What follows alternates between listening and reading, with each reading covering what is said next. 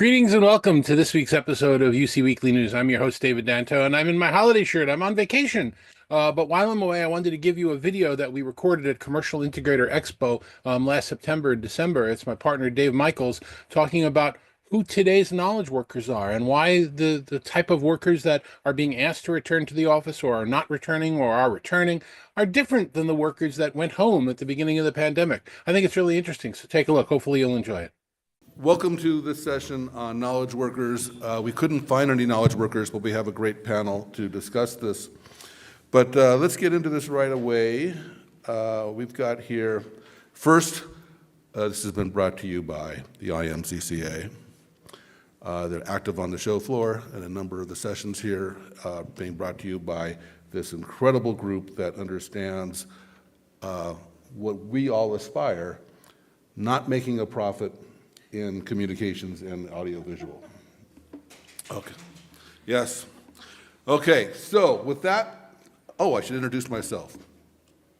That'll probably take up the rest of this session here, so I'll try to go a little fast. My name is Dave Michels. I am the principal analyst, whatever that means, at Talking Points. David is here from Talking Points as well. We publish industry research, we do media, we do podcasts on the show floor, which I'm sure will be riveting when I ever get the videos to David. We publish a monthly report called the Insider Report. Kevin, did you read it? I did. All right, good. Very good. Okay, there's an endorsement.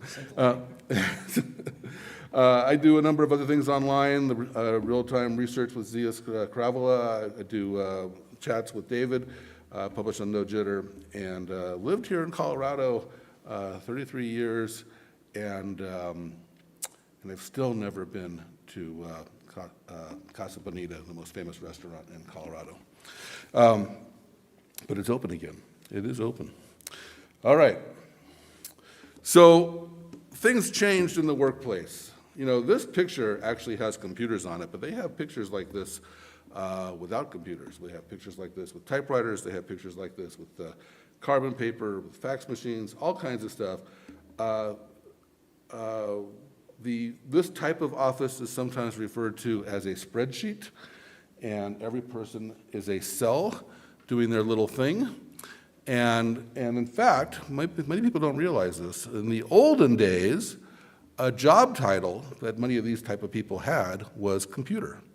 And then guess who stole that title? The computer itself, that fiend.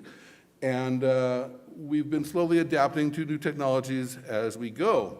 That's the way things work. New technologies come about, we look at them and gosh, I remember when the PC came out, first it was on the CPA's desk, CFO's desk, CFO's desk, and then most of the accounting people got one, and then it slowly kind of propagated, and then it became just a standard issue. You got hired as a knowledge worker, you got a PC, and you got a phone.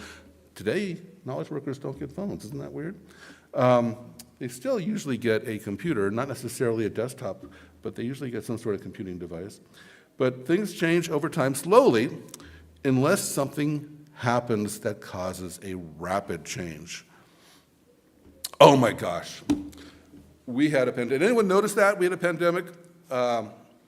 We had a pandemic that it was, we all lived through it. Not everyone did, but we all did. And it didn't seem that big of a deal at the time. I mean, it was a big deal, don't get me wrong, but it didn't seem life-changing. It seemed like, okay, we'll get through it, and we'll be done. A lot of people thought it'd be a week, a lot of people thought it'd be a month, and it turned into years, but eventually it lifted, and we're all ready to get back to work, and this event is an example of getting back to events. And everything during the pandemic became online. It was a diabolical experiment that actually worked, and it was surprising how well it worked. No one thought that the communications industry would be able to do this, and in fact, it didn't at first. There were a lot of outages at places like Microsoft Teams and WebEx and Google. They weren't ready for the sudden spike in demand. Zoom, they all had outages at the beginning of the pandemic. They fixed that. But for the most part, we managed to keep business doors open through online activities. And it was actually it wasn't just the US, it was a global experiment, and it was actually quite successful, more so than many people realize. And so then, and I'm not sure exactly if anyone will agree with this. It's over! It's over!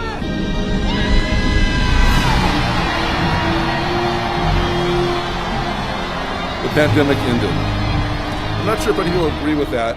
I just heard people talking, I heard some of the panelists talking, did you get your COVID shot yet? So COVID's not gone, but the pandemic's mostly gone. Events like this are back, and planes are getting full again. And so we're mostly resuming to a new normal. And I think there was a lot of expectation during the pandemic that when the pandemic would end, that everything would go back to the way it was. And I think that didn't quite come true the way we expected. A lot of things changed. The term I've been using is the toothpaste isn't going back in the office again. And what happened was we began to understand that some of these things that we just always assumed to be true, like you have to go to work every day, may not be true. And our expectations as employees, as managers, as consumers, significantly changed. And I'm still running into this. I just had to deal with a bank issue this week, as a matter of fact, and it was a pretty simple thing. I had to get a letter from a bank, and they just really wanted me to come to the branch. And I'm like, I'm not coming to the branch together. We're talking on the phone, you validated my account, you could do this. And well, you really need to come in. And then she agreed, and then we hung up, and nothing happened. And I called back, and she said, oh, well, all the people came in the branch, and so they have priority. So why do they have priority? My expectations have changed, and I should not have to go to the bank. This very same bank, by the way, I had to wire money during the pandemic, and I'd never done that before. And they said, oh, sure, we could wire money. It's a very digital thing. Why not, online? And they said, all you have to do is go to the branch and fill out a form. But the branches were closed. And so there was no way to wire money at this bank because they hadn't thought this process through. So our expectations have definitely changed. My bank maybe not hasn't, but our expectations have definitely changed. And I think this is really important. And I really want to emphasize that our expectations have changed, not just as employees, but as a society. We expect a lot more to be accomplished online and remote than we ever have before, to the point that we really question, almost get angry when we can't. I've been hearing a lot of conversations about the upcoming election. Why do I have to go to a polling station? Why do I have to do this? Why can't I do this from the comfort of my home? And so if expectations have changed, that's going to cause a change in behaviors and policies. And we now have a new term which I hate. I do not like the word hybrid, and I think hybrid is a very confusing word. And so we use it for hybrid work, we use it for hybrid office, we use it for a lot of things, and every time we use it, it's because we don't have a better word. I really don't like the word hybrid. I actually looked up hybrid in the dictionary, and almost all the definitions have to do with breeding. And I don't think that's what they're talking about at the office. And so it's really not the right word to be using. But what we mean it as, when we use the word hybrid, we tend to mean some sort of combination between two norms. And a lot of people interpret it as the best of both worlds. I, because of who I am, often interpret it as the worst of both worlds. And I think it's very much a transition word. I don't think it's a goal. I don't think it's a destination. I think it's an accident. It's a transition. And I'll just use cars as a metaphor because we use the word hybrid a lot for cars. We know the past was all petrol cars. We have a likelihood that the future is all electric cars. But these transitions take time. And we have to build charging networks, we have to build battery technology, we have to build we have to figure out range, we have to figure out all kinds of things. And these transitions don't occur overnight.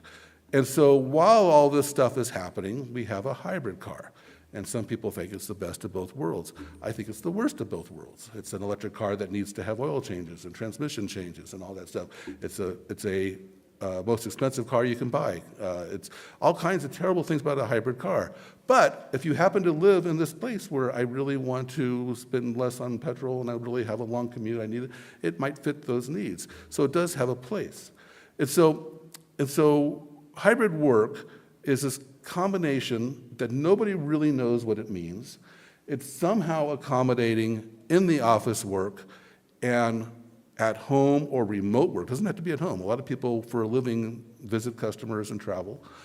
And so how do we redefine the office, the schedule around hybrid work? What does it even mean? And that's what we're going to discuss here. So, and I just also want to point out that everyone has an opinion on this, and everyone's opinion, other than mine, tends to be wrong. And so we really have to understand where they're coming from. So my son, who is 30, really wants an office. He really wants to go to work. And I'm like scratching my head. Why would you want an office? It doesn't make any sense. So people have different needs and expectations, which will come up here. Oh, that was the multi-generation. All right, let's get to the panel. So here's our panel. I have them seated in magical order so that you can read their name tags on the slides. And the first time you speak, I'm going to ask you to introduce yourself a little bit. But we won't go through the whole introduction stage because I'll get bored. So with that, I'm going to start off with a question, and I'm going to direct it right to Michelle. Michelle, what is a knowledge worker? I guess everybody's a knowledge worker if you, at one time. You didn't. went to an This office. first instruction was to introduce I yourself. did not follow instructions either. Gosh, all that private school education. Hi, my name's Michels Loret. I currently work with ABC OIP. I have a background in integration, distribution, structured cabling, and I've worked directly for AV manufacturers and manufacturer rep firms. And I'm an AV tweep, so there's that. So does this hybrid concept only apply to knowledge workers, and who are they? Well, I mean, if you're a service worker, you can't do your job remotely because, you've got to work the cash register at the drive-through or whatever, at the dry cleaner or wherever you are providing an in-person service. So, yeah, it's really office workers. So that's who the knowledge. Now I've seen some places that are having like a hotel front desk remote. And so is that a hybrid worker? Those that choose to go that route, then this is where technology's gotten you give someone a tool, they automatically call it a hammer, everything's a nail. I've seen this in the apartment rental industry. They want everything to be through a stupid app. That's the worst customer service experience in the whole wide world. I find that the same. I really want a McDonald's worker behind the counter. I don't want to go to the kiosk. I also don't want to scan my own groceries. I want those people to have jobs. They do a good job. They're nice. We chit-chat. We build relationships. I've been going to the same grocery store for 20 years. I know all those kids and adults that work there, right? I don't want to scan stuff. I want to pay someone. I want them to have a job. So some stuff I don't think should be outsourced. I mean, it can. The bigger question is, should it? And why would we want it to? Because I've noticed even when I don't have an actual, waiter or waitress at a restaurant and I go to a counter and order, they now want me to tip the person that is already being paid by them to do a job that doesn't give any value to this. They're going to hand me my food no matter what. Now you want extra money? I mean, I kind of like the European model. There's just no tipping. We just pay people really good wages and it all comes out in the wash, right? I'm like, those Europeans are on to something. That's not a bad idea. She's talking about you, Chris. What do you have to say? He's a European sometimes. Well, it's funny. You have to introduce yourself, Chris. My name's Chris Neto. I'm Market Development Manager at Starin, and I do things online and hang out with people like yourself, right? So it's funny. I'm going to call you out. You calling these people knowledge workers is one thing. They were formerly office workers. I don't know where that stopped being cool. Like, Right. now they're knowledge workers. So, and there are people that take offense to that being called knowledge workers. Why would somebody who sweeps not be considered a knowledge worker? So it's kind of weird, that term. Where I am, and I agree with you, Michelle, there's certain things that I need a physical body person talking to me. I'm not good with finances. Please have somebody on the bank on the other line. I don't specialize in airline flights. If my flight's canceled, please help me figure out what's the best option to get from A to B, as opposed to me taking 5 steps to get there. So there are things that it's very much, there's a line in Jurassic Park that I use a lot, and it is, just because you think you should do it, did you really stop and think why, and do we really need it, right? They didn't need dinosaurs. We don't need some of this stuff, and you're right about, AV in general loves to throw technology at things. It'll solve it, and that's what we do. Your panel's all AV people, more so than just specifically UC. We have a bad habit of, well, if it can't be fixed, just find a piece of technology that can go in and kind of make it happen. And that's the way of the future. This little device here solves a lot of problems that used to require thousands of them. And there's memes all over the internet about what this has replaced. And I love that. I can't live without it. To the point where, this is my office tool. It's funny, you showed a slide of that. You could have taken that picture in 1927. Obviously not, because there's computers. You could take that picture in 1980. That's the same office I started in 1998.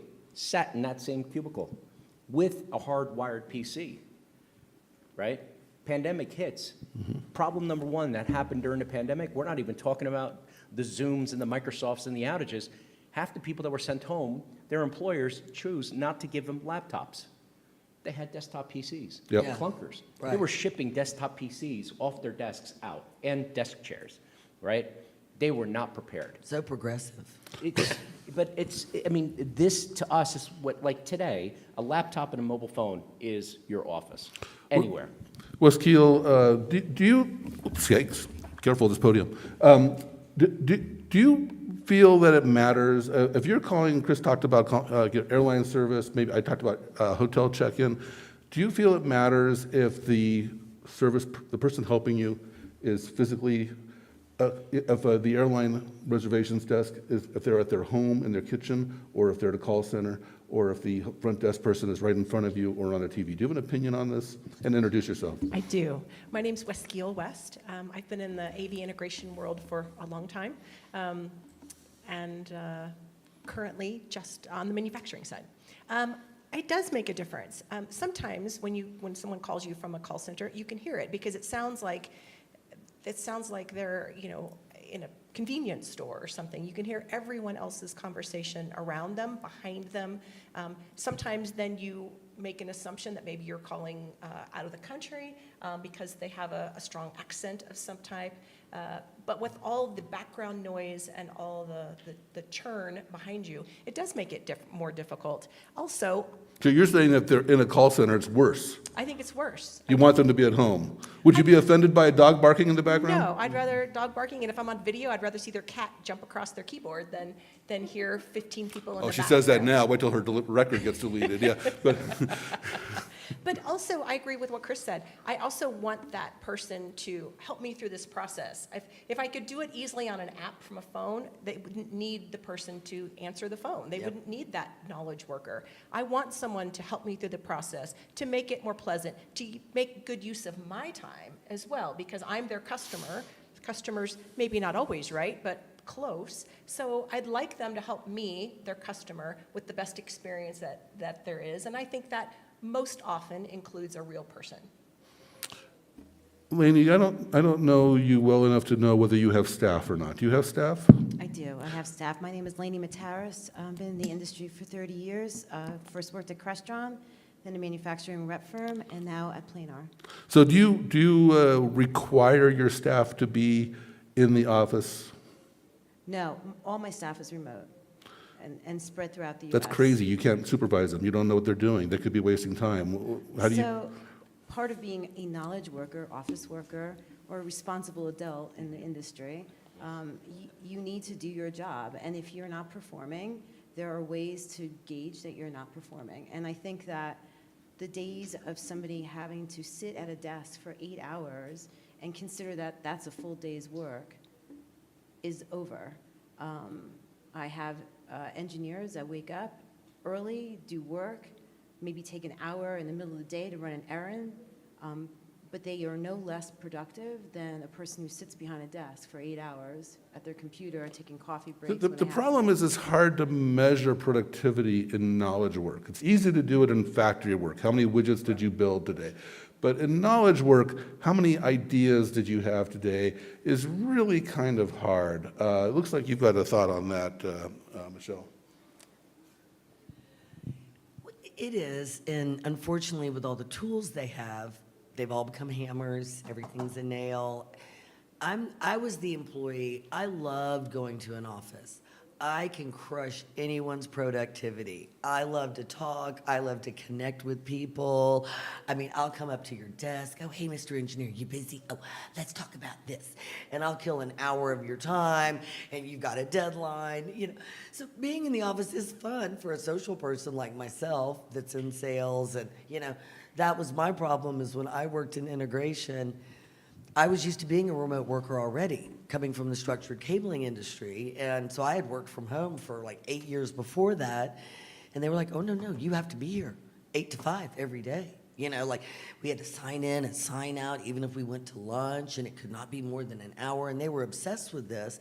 You couldn't go out and just cold call because you were only allowed to leave if you had an appointment, which I thought was adorable. So the minute anyone said, well, I'll meet with you, I'm like, great, I can come right now. And they're like, no, you don't have to drop everything. And I'm like, no, I do, because I'm not allowed to leave unless I have a meeting. So our meeting is going to be in 20 minutes. I can be to your office, right? It is so interesting. The end results, that's how you measure productivity. I had one company I worked for, they were like, we want you to send out bulk emails. And I was like, I don't need to do that. And they go, why not? And I said, telephones, because I know how to use a phone. I'm a Gen Xer. I came from analog. I know analog and digital. Fancy that. These days, the generations below mine, they get offended if you don't schedule a phone call with them. They won't answer because they're like, what's up with that? Why didn't you send me a text? Because we needed to talk on the phone. I don't want to do 53 texts. I want to have a 3-minute phone call and accomplish the same thing and not have any misunderstanding. So I'm gonna split my question. I got a question about advice to making hybrid work, but I'm gonna split it into what not to do and then get into some what to do. So I'll just throw out there who wants to answer this. What are some of the things what not to do if you're implementing a hybrid work setup? Don't micromanage people, hire adults. I would start there. So you're an ageist. You only want to hire people over a certain age.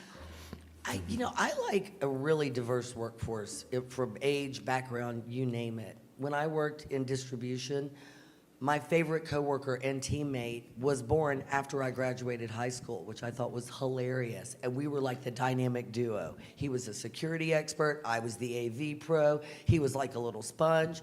I had dabbled in security earlier in my life. I learned a lot from him. He knew how the company worked. We were rock stars.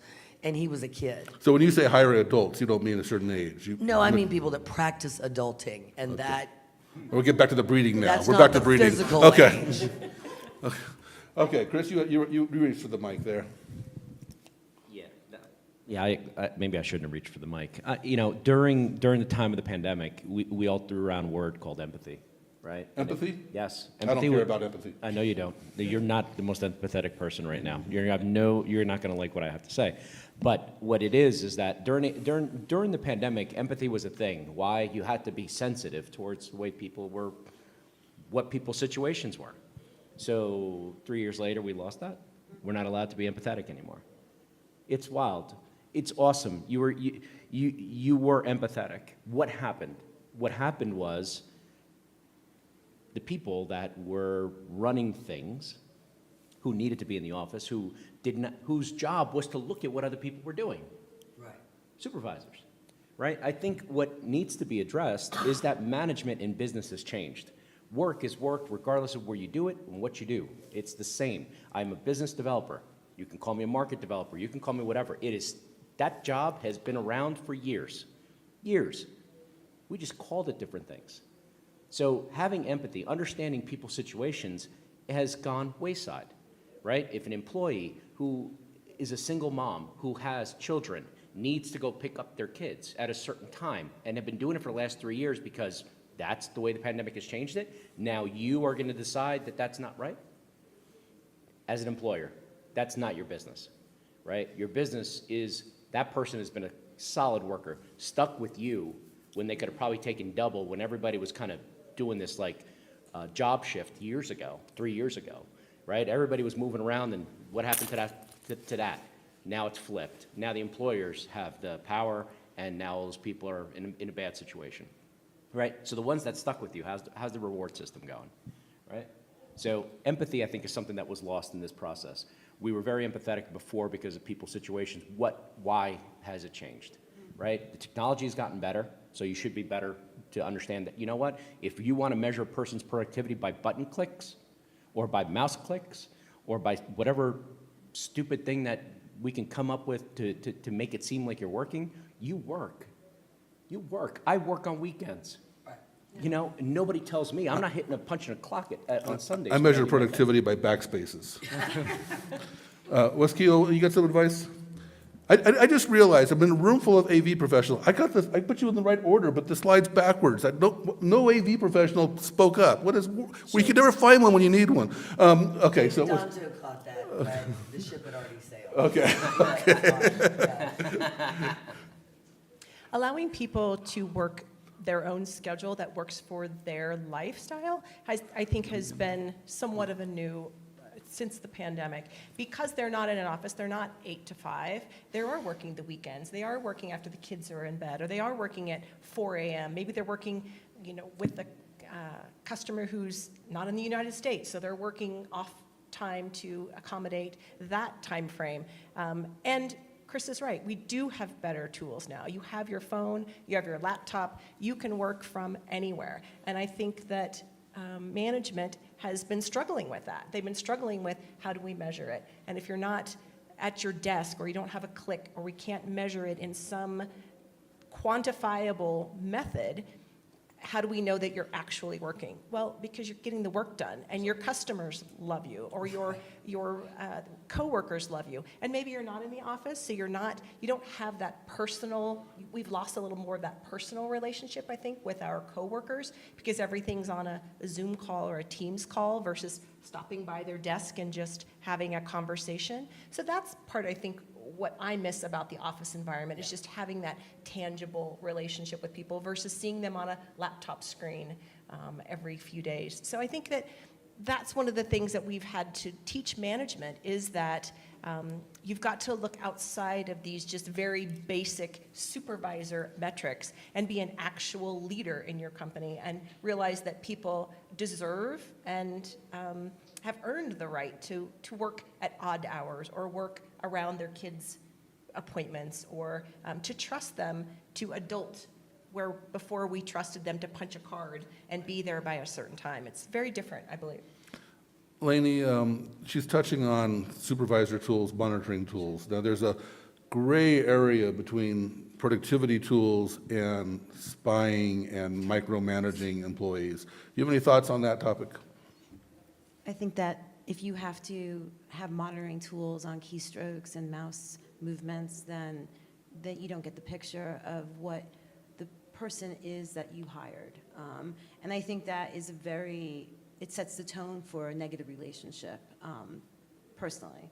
And I also think that during the pandemic, the companies didn't actually change their process and procedure on how to work with hybrid workers. And we're doing a session on digital signage in a few hours, and how many companies actually modified how they communicate to the workers who are in the office and the workers who are not in the office. How many companies developed an intranet where they're pushing the same communication messages to them the hybrid workers as the ones that are in the office? How many people have actually adjusted to include them in the company picnic? People are remote now. They can't go to a physical company picnic. What are you doing for the people who are remote? What's their virtual picnic? So I think that if you don't lean in and say, as a company, I am going to modify my behavior and make you all feel inclusive in my communications to you, and you monitor keystrokes, then you're setting yourself up for a disaster, and you're not going to be a successful company.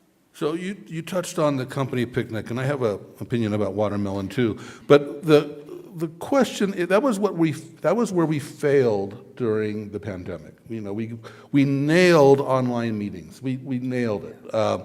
But a lot of things that fall into this cultural propagation or meeting colleagues, more social, the company bowling league, things like that, all kind of died during the pandemic. And so now we're with this hybrid work, nobody's quite sure how to set that up, how to restore that. Make one comment to that. I started 5 years ago at Planar. The pandemic hit. I had my first dinner with my colleagues as a group yesterday. And you realize you made a mistake joining this company, I bet. No, because I went to a trade show, when the world opened up, I went to a trade show, I took out customers, and I took out more customers, and I have to see customers, but then I forgot, wow, there's a whole group of employees that I didn't even meet and socialize with, and yesterday I broke bread with 6 of them, and I said, I cannot believe this is the first dinner with Planar employees that I've ever had, outside of a traditional sales meeting. So I think that we all have to lean into adjusting ourselves to the new world, because we were isolated for 2 years. And so now we have to relearn the process of empathy. We have to relearn the process of looking at your coworkers and saying, wow, what did you do this weekend? Not, how did you produce more for the company? And I think that we have to retrain ourselves. I will say that that is so true and accurate, and you always have really good points like that, Lainie. I appreciate that. But yeah, we do have to retrain ourselves, and we also have to understand that we have a shared PTSD. You know, the world didn't go through anything like this since the 20s, and it's a thing, and change is hard, especially AV. I mean, I learned about the analog sunset in 2010. Yeah, it had already been around for a decade, y'all. That stuff didn't sunset till literally 2023. I'm like, VGA. VGA was still around in 2023, being specified and installed. I still have VGA. Of course you do, you Yeah. traditionalist. You know, but a lot has changed. You know, being in person is meaningful, but being a remote employee doesn't make you any less of an employee. You know, but in order, when you get people together, it just needs to be for a meaningful purpose, not just for the sake of seeing their face, right? It's got to be worth your time, their time, everybody's time. That's what makes the world go around. So that would be something you should do, not something you should. Well, let's focus on what you should do. I'm going to go down the line, starting with Chris, because we're going to go in reverse order of the. Chris, give us some sound advice, wisdom, the wisdom of your years of that gray hair. Every single one of them earned in AV. Every single one of the gray hairs. My advice would be to step away from the everyday conversations that we are privy to. Thank you. What I mean by that, if you're going to only learn within your little inner circle, you're not going to learn much. So step out of what your comfort zone is.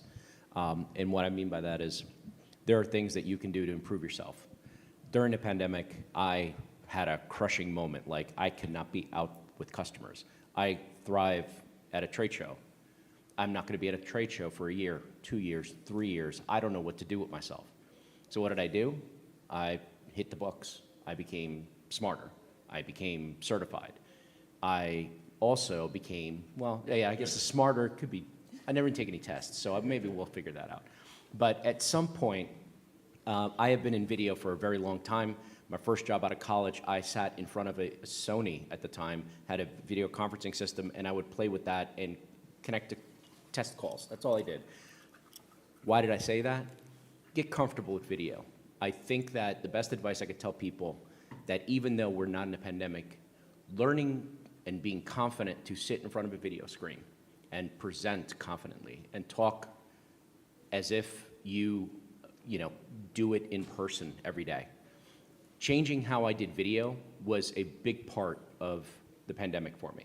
I changed my camera, I made it better, I got better lighting. I went back to my roots of school as a broadcast major, lit up the back of my office and changed my camera out, put a mirrorless camera.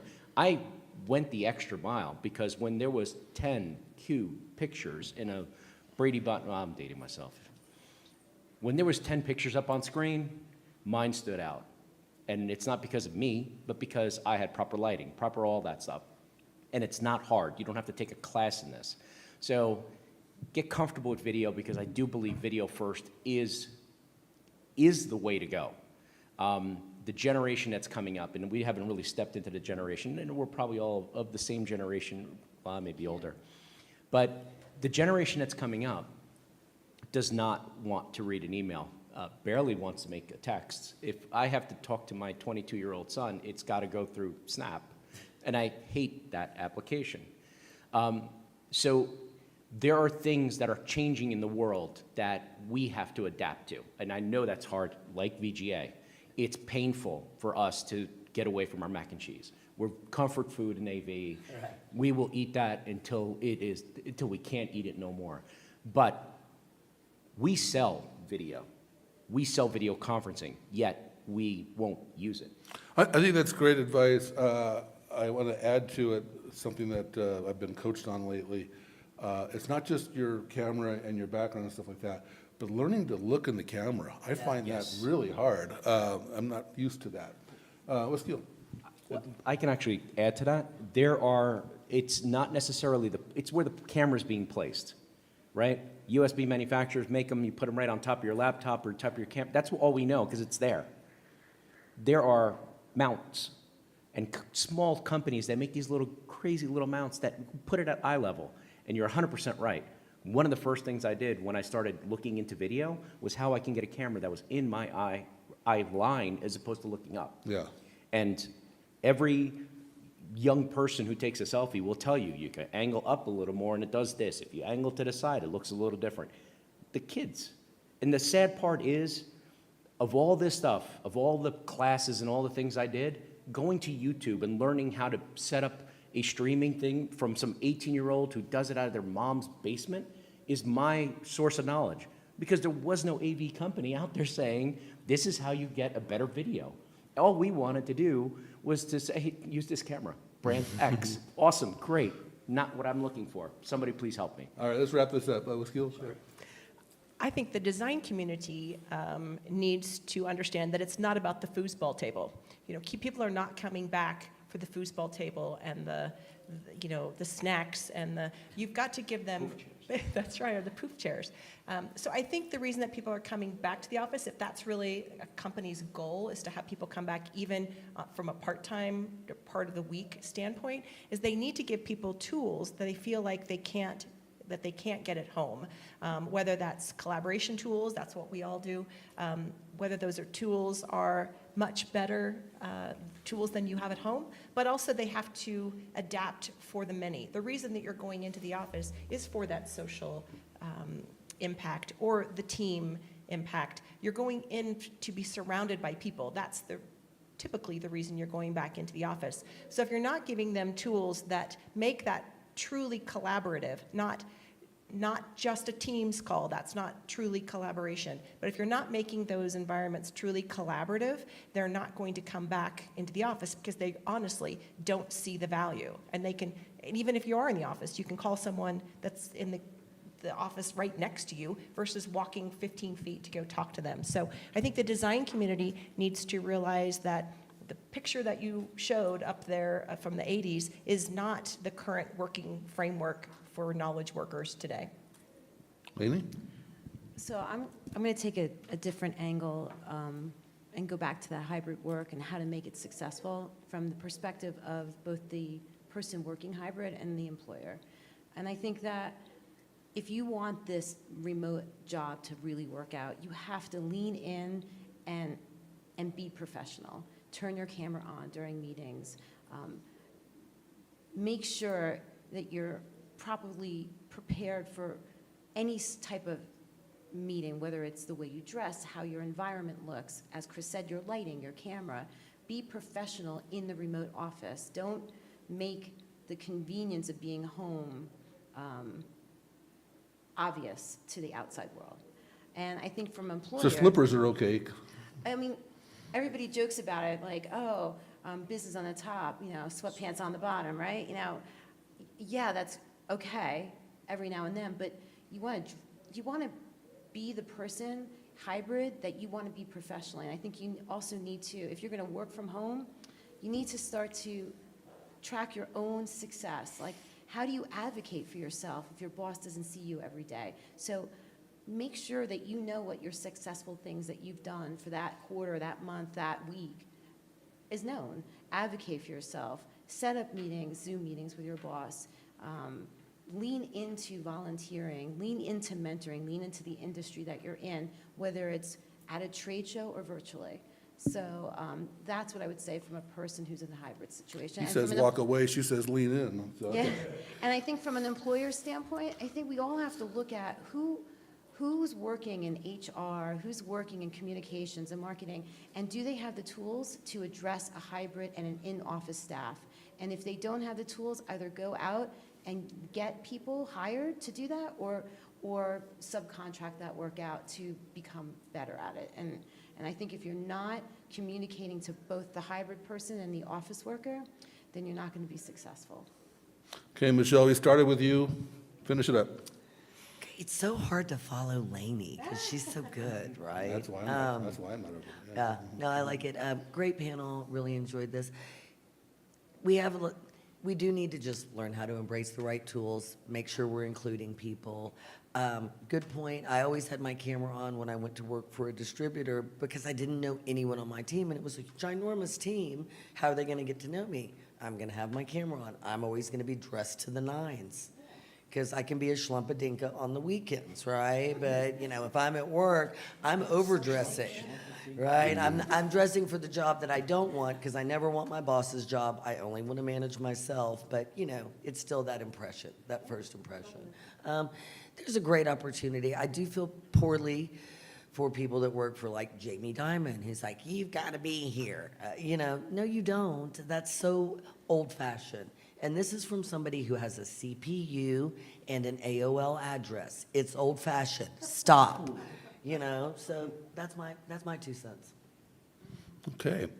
Yeah, we didn't really get into that. I'm glad you brought that up because a lot of employers have made very strict policies. I just wanted to kind of point out that those have been going on for years. I mean, it was when Yahoo, when what's her name came into Yahoo and she got rid of teleworking. That was way pre-pandemic. I mean, that was a long time ago. So there's lots of reasons why managers may do that, which have nothing to do with hybrid work. It might have to do with reorganization or cultural development or a way of doing a soft layoff. There's lots of reasons, and those are almost separate from hybrid work conversations. Yes. But okay, so I want to wrap this up. I want to thank audience for your participation and your perseverance. And with that, we'll end this up. Thank you.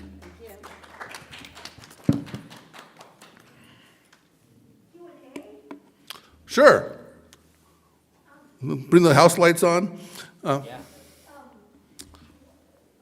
Do you think there's too many certifications that are blocking knowledge? Too many, I'm sorry. Certifications. No. You gotta get certified. No. How else are you going to prove yourself? And I'm a weirdo when it comes to certs. You didn't take the test. What's that? You didn't take the test. No, I don't He's take certifiable. the test. I am certifiable. So I'm definitely certified in something. But I'm a believer in certifications. Now, if you're talking about like high-end certifications, and maybe I should use a microphone, and I'm not certified to use that. All right.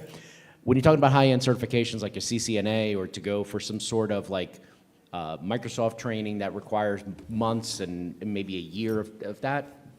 That's kind of out there. But what I do believe in is that there are things that you can take if it's manufacturer's training or if it is some sort of AVIXA-based training or any type of training that's out there that will move you ahead, right?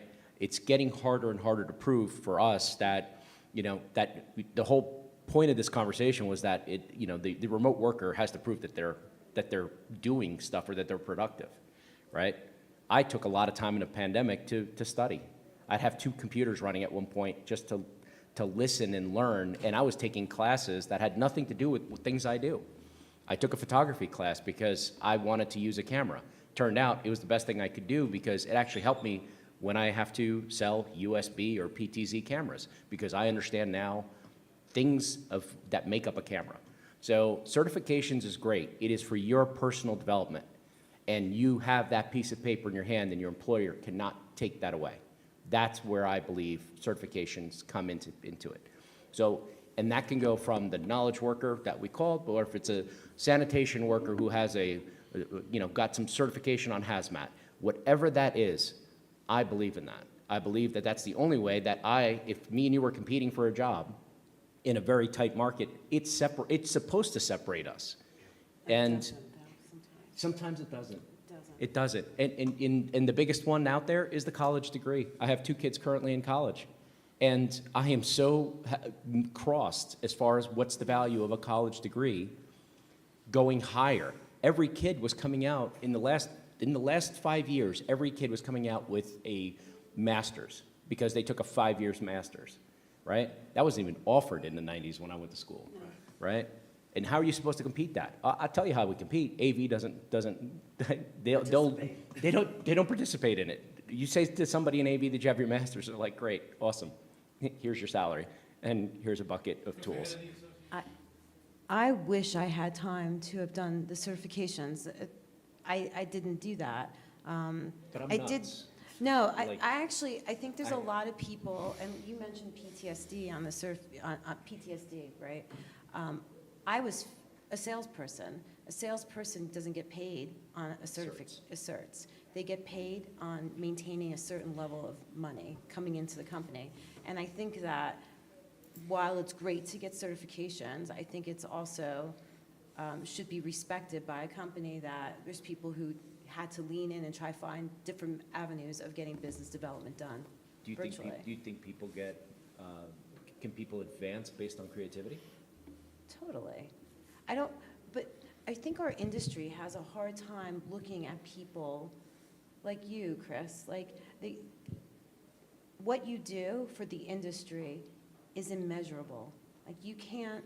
There's got to be a spreadsheet for it. You have. No, truly but- immeasurable. We've but- been no, trying. No, but what I'm trying to say is, many people in the industry who had no path of where they wanted to go went to AV in the AM and started learning things about the industry that they had no idea about. And that could have moved them into a different direction, whether it's an inside salesperson saying, hey, I like technical sales. I'm going to do that because Joe on AV in the AM was talking about it. And I think that what you do, you can't measure that. But if I have a cert and say, okay, I'm Microsoft certified, okay, great. Mm-hmm. So there are 50 other people that were made to take that certification. Mm-hmm. But to do what you do, I want to learn from that. And where's my cert? Like, how do I get a Chris Neto certification? Where's the street credibility? Where's the Yeah. Where's the AV and the AM certification? I've already passed it. I've already passed it. Yeah, that's it. And I would argue that many people that end up in AV didn't plan to start there. They started somewhere else, and they came into audiovisual through multiple paths. It's always a fascinating story when you get people around with a couple of drinks and find out, how did you get into AV? So many times, we all got, my degree's in interior design. I started with David at Lehman Brothers. I was in construction management. So I think a lot of people got degrees for the career they thought they would have. That didn't work out for some reason, and now they're in audiovisual. And so we all come in with these degrees that maybe help us out, but certifications certainly are a differentiator. I can also say I spent 13 years on site with 3 different pharmaceuticals, They were all big on the Six Sigma conversation. When I left that world and got into AV and I said, hey, I'm a Six Sigma green belt or a yellow belt. I was yellow belt because I could not run projects. I was certified to work on the projects. Six Sigma yellow belt in AV meant nothing when I got into it. They were like, what's that? Is that like a karate thing? I'm like, no, it's lean. Oh, lean, we understand lean, do more with less? No, there's other versions of it, and this is the proper way to kind of do a project. So I do have worthless certifications, and I admit I have those too, but I have it and you don't, and I'm going to highlight that. I'm competitive when it comes to job. I challenge you. I challenge you to an MMA AV competition. You need gloves. I have a little bit of everything behind me, dude. That is multiple forms of AV behind it. No, but that's the a way I good look at it. point. And my husband is an RCDD, a really clever data dude in the ITS world. All the architects know what an RCDD is. They're not a structural engineer, but they still have a stamp that means something. And for some reason, Big C knows how to market this, but somehow we can't figure this out after 40 years. Okay. Are there any other questions from our esteemed audience? I could do shadow puppets with my laser. Okay, well then, once again, we will wrap up this session. Thank you so much. Thank you. That's it for this week's episode of UC Weekly News. I hope you liked our flashback to Denver. Next week, Dave and I are going to be talking about what happened during 2024, the big UC stories, and recapping and talking about what they meant to everybody. And then the following week, I'll be reporting to you from CES 2025. It's going to be an exciting couple of shows. Happy New Year. Enjoy the holidays. We'll see you next week.